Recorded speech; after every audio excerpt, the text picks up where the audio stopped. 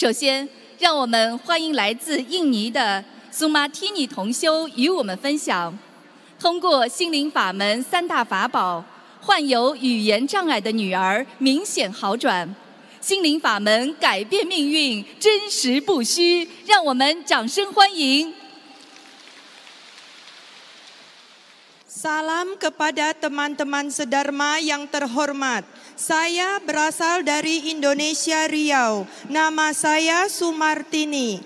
Terima kasih Kuan Yin Pusa yang Maha Welas Asih dan Maha Penolong. Terima kasih para Buddha dan Bodhisattva, serta para pelindung Dharma. Terima kasih Master Lu Jin Hong. Terima kasih semuanya.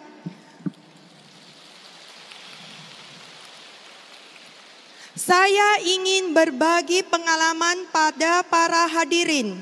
3 pusaka Singling Famen telah mengubah hidup saya dan kesehatan saya. Saya berasal dari keluarga biasa. Dari kecil badan saya sakit-sakitan, sering minum obat dan berobat ke dokter. Setelah dewasa, karena sibuk bekerja, waktu makan tidak menentu. Saya sering sakit mah. Sewaktu mah saya kambuh, obat mah orang biasa minum tidak akan manjur bagi saya. Saya harus pergi ke dokter dan disuntik. Setelah saya menikah, sakit mah saya masih sering kambuh. Pada tahun 2009, saya melahirkan seorang putri saya. Putri saya di usia 3 tahun masih pendiam, hanya bisa memanggil papa, mama. Dia hanya mengikuti apa yang kami katakan. Misalnya, kami bertanya, apakah kamu sudah makan? Dia mengulangi perkataan yang sama, apakah kamu sudah makan? Dia tidak bisa menjawab dengan tepat semua pertanyaan kami. Ini membuat saya sangat khawatir. Saya membawa dia ke dokter. Dokter mengatakan, bila dia bisa memanggil papa mama, berarti dia tidak bermasalah. Dia bisa berbicara. Saat dia berumur 4 tahun, saya membawa dia masuk TK. Tidak lama setelah itu, guru TK-nya datang mencari saya, mengatakan kepada saya bahwa anak saya tidak mengerti apa yang guru bicarakan di kelas. Kemudian gurunya menanyakan pertanyaan kepada dia. Dia juga tidak bisa menjawab. Saya tidak tahu harus bagaimana baiknya, sangat khawatir. Guru TK-nya menyarankan saya membawa putri saya ke psikolog. Saya membawa dia ke sana. Hasilnya adalah putri saya memiliki keterlambatan berbicara. Dia tidak mengerti semua pertanyaan kami. Jadi dia tidak mengerti harus bagaimana menjawab. Juga boleh dikatakan tidak bisa menjawab. Dulu saat saya hamil, saya mengkonsumsi obat darah tinggi cukup banyak. Tidak tahu apakah karena obat darah tinggi yang saya minum menyebabkan anak saya mengalami masalah dalam berbicara, memiliki hambatan berbicara. Apakah semua ini adalah salah saya? Saya harus bagaimana untuk menolong anak saya? Hati saya mulai berkecamuk. Psikolog meminta saya harus mengajarkan dia dengan sabar bagaimana cara bertanya yang benar setiap hari. Kemudian bagaimana cara untuk menjawab dengan benar. Ini merupakan sebuah cobaan besar bagi saya. Saya mengatakan kepada diri sendiri, harus berusaha keras untuk menolong anak saya. Setiap hari saya mengajarinya berbicara berulang-ulang agar dia ingat. Misalnya ini adalah baju, ini adalah bunga. Terkadang anak saya marah dan menangis.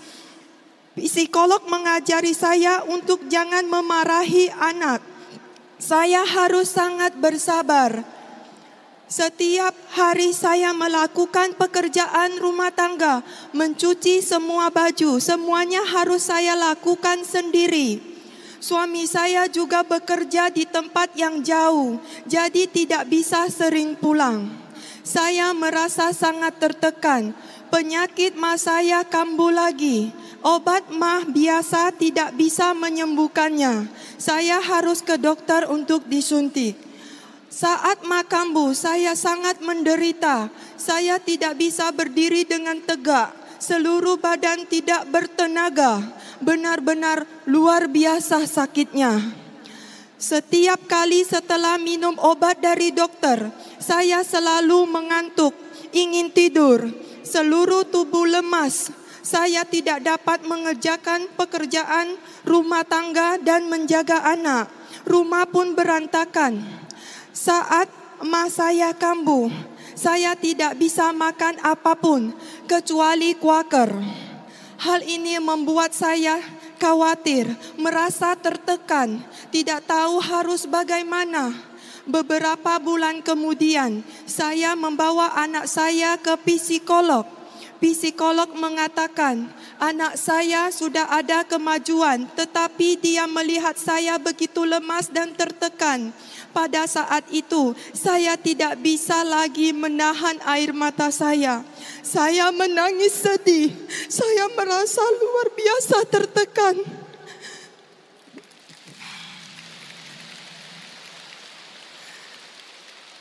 Penyakit mah saya sering kambuh.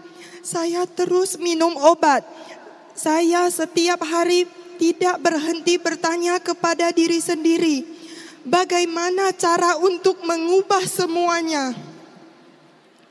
Juli 2015, ada seorang saudara yang mendadak berkata kepada saya, rumah kamu ada altar, apakah kamu ingin belajar melafalkan parita? Saya mengatakan saya mau mencobanya. Kemudian dari Facebook, saya mengenal seorang saudara sedharma dari Batam. Dia mengirimkan buku parita kepada saya. Melalui dia, saya mulai mengenal Xingling Famen. Saya mulai melafalkan parita. 2-3 bulan kemudian, saya mulai melafalkan Xiao Fangzi dan melepaskan makhluk hidup. Saya juga membantu putri saya melafalkan PR dan Xiao Fangzi. Hati saya menjadi lebih tenang. Saya juga tidak lagi merasa tertekan. Tanpa terasa, sakit mah saya juga lebih jarang kambuh. Hidup saya mulai ada perubahan. Setengah tahun kemudian, kemampuan berbicara putri saya mengalami banyak kemajuan. Saya bertanya kepadanya, apa kamu sudah kenyang? Dia bisa menjawab, saya sudah kenyang. Saya merasa terharu. Terima kasih Kuan Yin Pusa. Waktu berlalu dengan cepat. Setahun kemudian saya mengalami perubahan yang lebih besar lagi. Penyakit mah saya sembuh total. Walau saya tidak makan tepat waktu juga tidak kambuh. Terima kasih Kuan Yin Pusa. Putri saya yang membuat saya khawatir sekarang sudah bisa berbicara dan mulai melafalkan parita sendiri. Saya benar-benar sangat berterima kasih. Terima kasih Pusa memberikan jodoh kepada saya untuk mempelajari ajaran Buddha Dharma, melafalkan parita, membina hati, mengubah keluarga saya, mengubah kehidupan saya, mengubah pikiran saya, membuat saya mengerti apa itu hukum karma.